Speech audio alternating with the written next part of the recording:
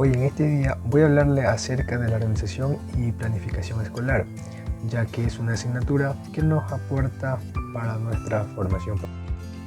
Como unidad 1 tenemos el centro educativo como comunidad educativa. Como primer tema tenemos organización escolar y cultural empírica de la escuela. 1. La escuela como hecho cultural. 2. La escuela como hecho empírico. También tenemos la genealogía de la escuela y cambio experimentado en su organización. También organización y cultura material de la escuela. 1. Espacio, tiempo, orden y disciplina. 2. Agentes y programas curriculares. 3. Los contextos sociofamiliares. Organización escolar y cultural empírica de la escuela. La escuela cultural será pues la escuela axiológica, porque se pretende integrar los valores en el alumno y porque el profesor es consciente asimismo de los propios valores que se debe reproducir y desarrollar. Podemos decir que el profesor cultural fue siempre un profesor axiológico, pues se sabe que educar es inducir experiencias y actitudes. La escuela empírica se caracteriza básicamente por el hecho de que se basa en estudios y en la observación de experiencias previas. Esto con el objetivo de determinar la situación en la que se encuentra una determinada empresa en un determinado momento. Educación como hecho cultural y como una realidad empírica. Tuve la oportunidad y la fortuna de empezar mi estudio en la generación Z. Según relatos de mis padres, antes la educación era estricta, por lo que si un estudiante no realizaba dicha actividad, pues sería castigado por el docente. La educación ha tenido cambios desde la época milenio a la generación Z. La educación tradicional era memorista, donde el estudiante se aprendía un concepto al pie de la letra. En la escuela hacían falta de docentes, por lo que tenía que elaborar con los demás cursos. Empecé a estudiar en el año 2005, donde aún teníamos que comprar ciertos libros. El pizarrón era de pliego de madera, donde se escribía con tizas. En el 2008 empieza el mando el presidente Rafael Correa con políticas educativas y con una constitución que concibe la educación como un deber del Estado y como un derecho de todas las personas. En ese entonces el gobierno empezó a realizar acciones positivas, donde entregaron uniformes, mochilas, libros gratis, alimentación y la colada escolar. En el 2012, al faltar un año para salir de la escuela, que en este entonces iba a séptimo grado de educación básica, las clases se postergaron por el motivo del reglamento de la LOE, la Ley Orgánica de Educación, donde el periodo lectivo tuvo un cambio, el cual se iba a dividir en 2 semestres y ya no como anteriormente, que era trimestralmente. Luego de ingresar al colegio en el 2013, las calificaciones cambiaron, ya no eran sobre 20 sino sobre 10, el cual tuvimos que adaptarnos a esa nueva calificación. La nueva entrega de calificación ya no era en libreta, pero sí entregaba un documento o un certificado. Además, la metodología de enseñanza era más abierta y era más adecuada. Había docentes por cada asignatura, había laboratorio de computación y realizaban eventos culturales.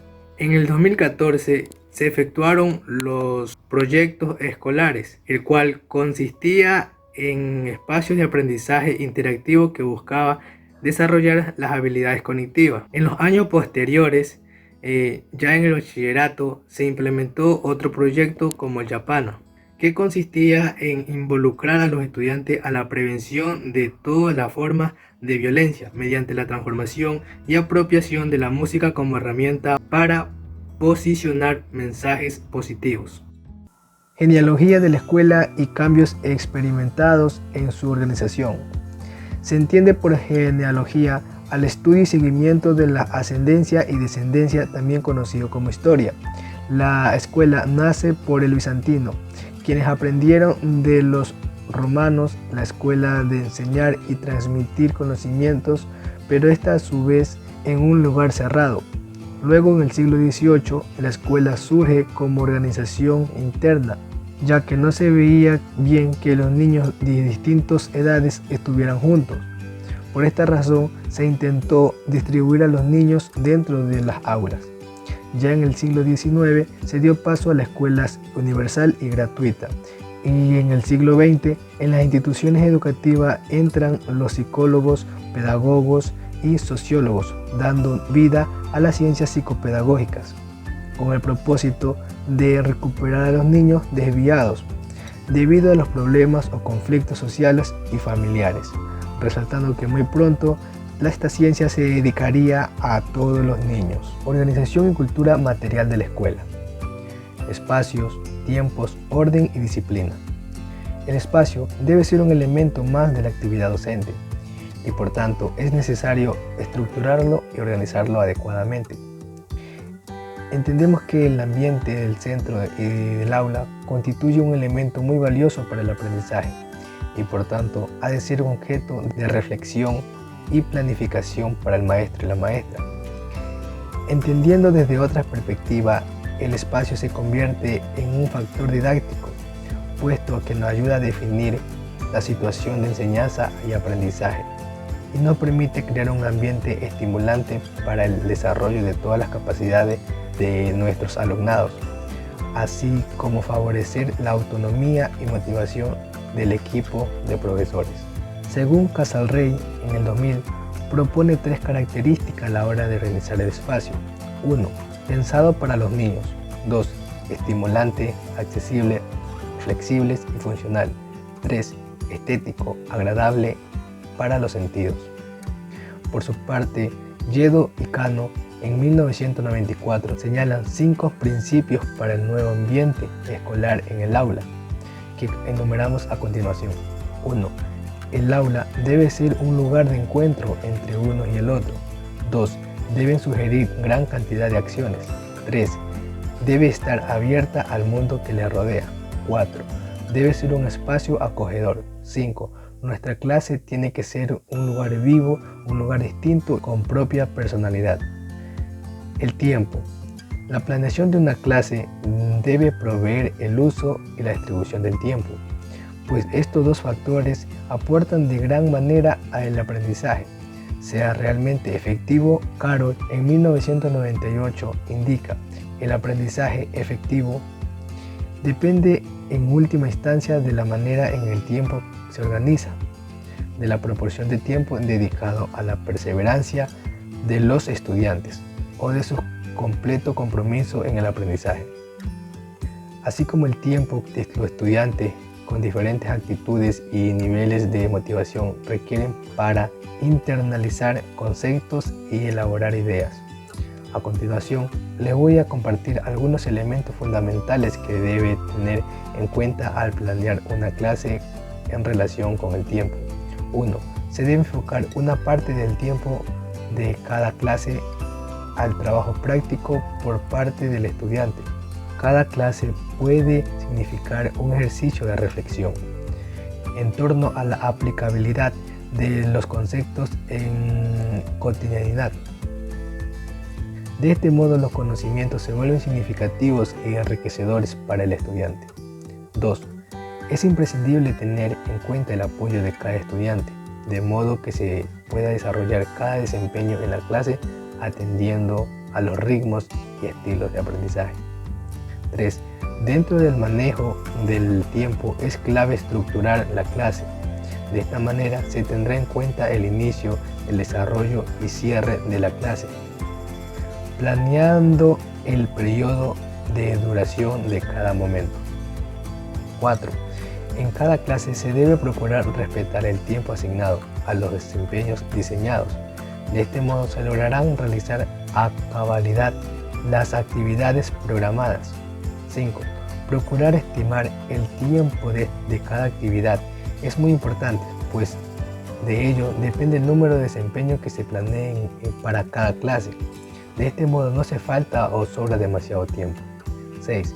La dinámica de clase, la calidad de interacciones, la comunicación asertiva son elementos que hacen que el tiempo sea funcional. en relación con las metas que se han planeado para cada clase. 7. La cantidad de tiempo no tiene necesariamente que ver con la calidad del trabajo. Comprendiendo ello, es fácil deducir qué importa lo que haga en un tiempo determinado y en su pertinencia. 8. El tiempo debe distribuirse en los espacios en los que el docente expone una idea, los estudiantes aplican el conocimiento y el tiempo en el que el docente realiza retroalimentación constante a la aplicación por parte de los alumnos. El orden. Orden es un valor que se evidencia en el trabajo, en los estudios, así como en todas las actividades del día a día. Orden es un valor que se aprende en el hogar y que nos acompaña toda la vida. Hay personas que son organizadas por naturaleza y otras que deben adquirir este valor. Cualquiera que sea el caso, el orden es indispensable para triunfar en la vida y en ello radica la importancia de inculcarlo en los niños y las niñas desde muy pequeños. La disciplina. La disciplina en las instituciones educativas es una herramienta funcional para el desarrollo del aprendizaje. Mantener la disciplina en un grupo no es fácil. Se debe imponer orden y esto ocasiona ciertas restricciones. La conducta debe estar sujeta a reglas y limitaciones. Es propiedad exclusiva del docente el manejo de la disciplina, imponiéndole al alumno, de manera de tal ambas partes se merecen el respeto.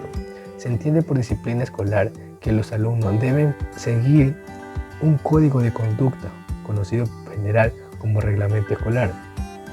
Este reglamento, por ejemplo, define exactamente lo que se espera que sea el modelo de comportamiento, el uniforme, el cumplimiento de un horario, las normas éticas, la manera en la que se definen las relaciones al interior de los centros de estudios, agentes y programas curriculares.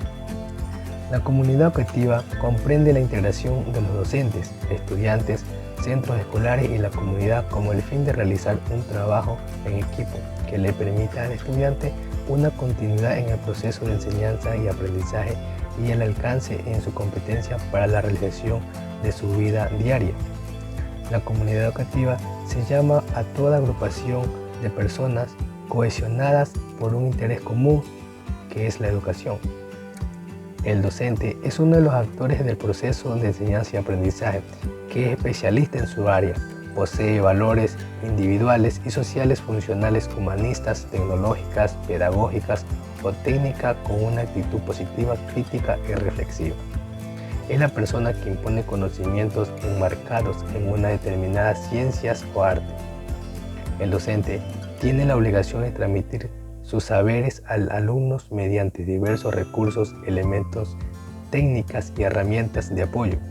Así, el docente asume un rol de fuente de conocimiento y el educando se convierte en un receptor ilimitado de todo ese saber.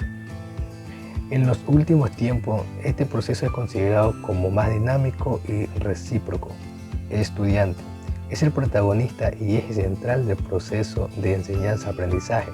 Además, tomando en cuenta sus experiencias previas, construye su propio aprendizaje, lo que vuelve competente para enfrentarse a la vida y transformar su realidad.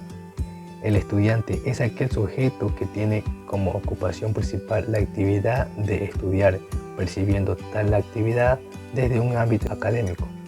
La principal función de los alumnos es aprender siempre cosas nuevas sobre distintas materias o ramas de ciencias y artes o cualquier otras áreas que se puedan poner en estudio. Programación curricular. Programar es un proceso dinámico durante el cual debemos relacionar las actividades e intereses de nuestros alumnos, la problemática del entorno y las competencias y las capacidades seleccionando en nuestro proyecto curricular de centro.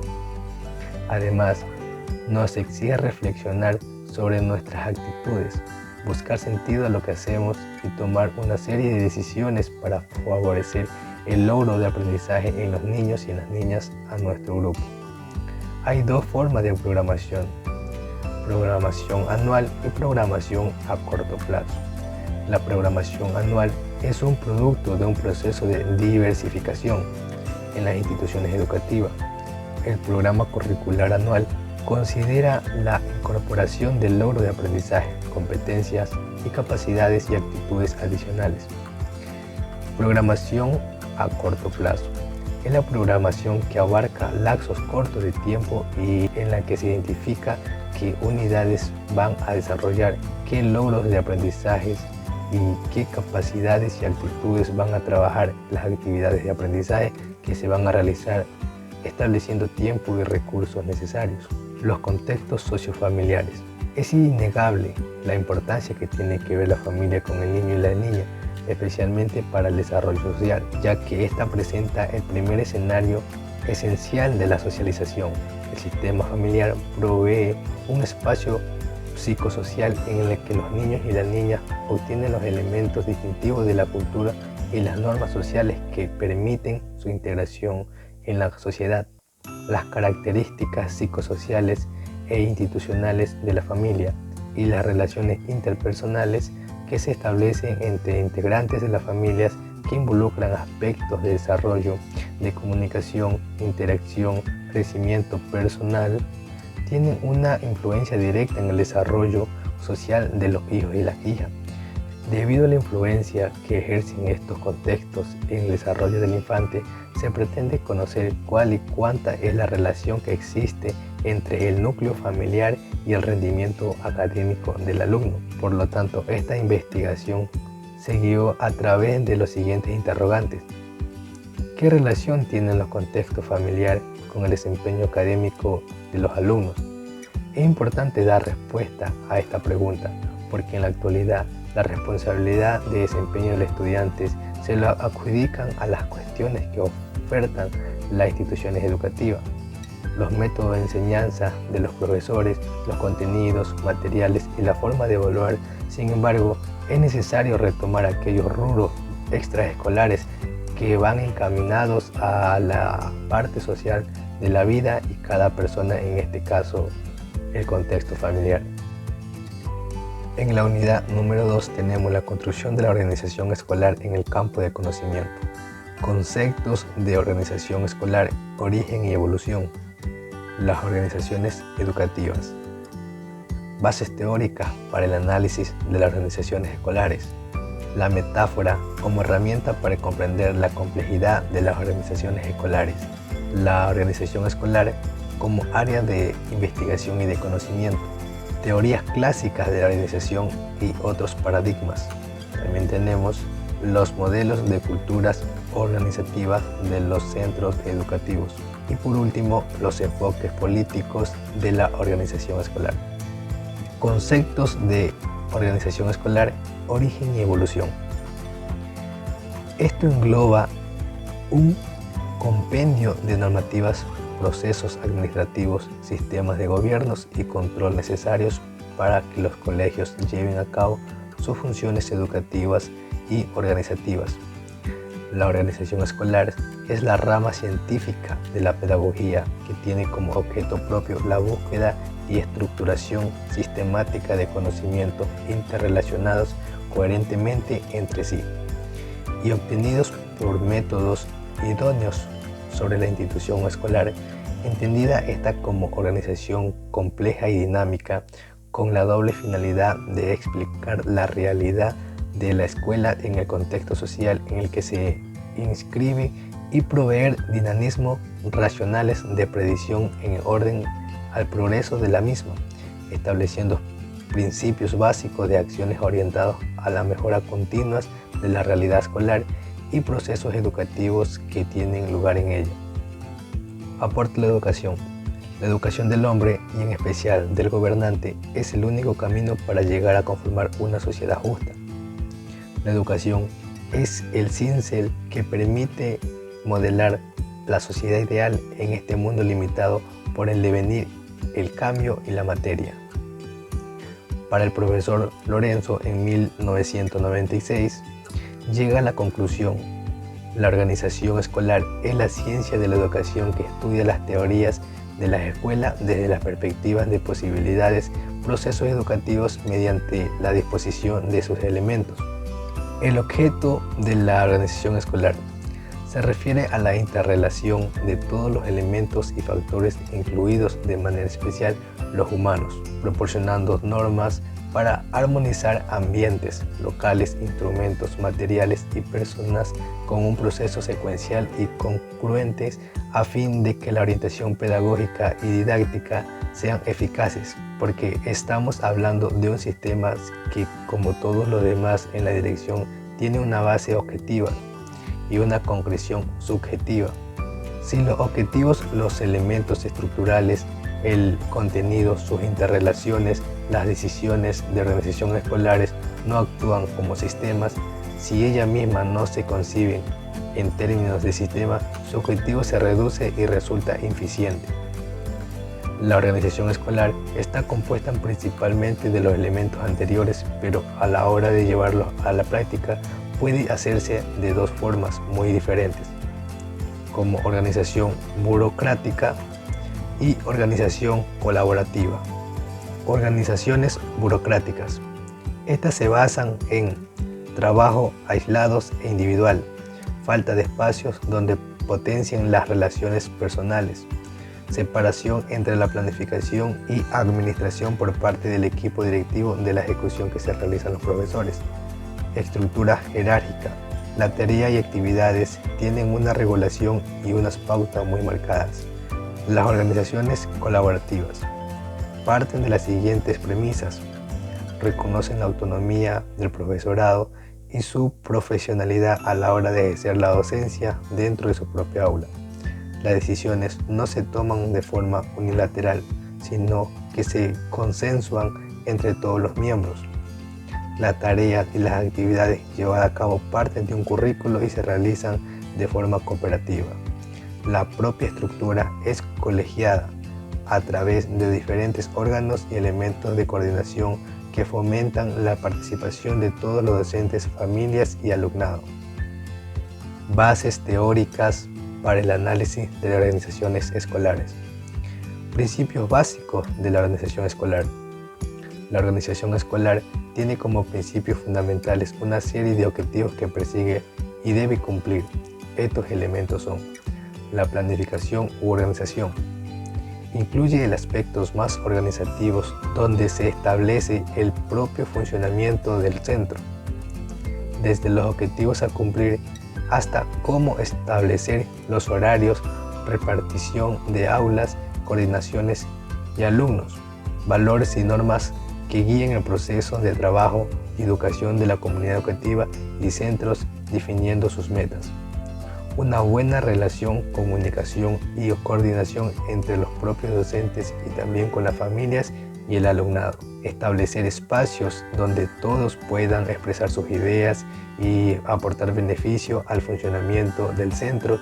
Para ello existen dos distintos órganos colegiados y coordinación que se establecen en la escuela.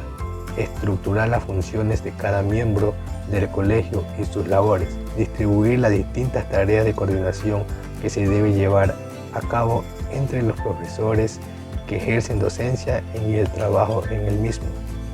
Un calendario donde se establezca cómo, cuándo y en qué momento se deben reunir, trabajar o realizar algunos de los trabajos que se encomiendan.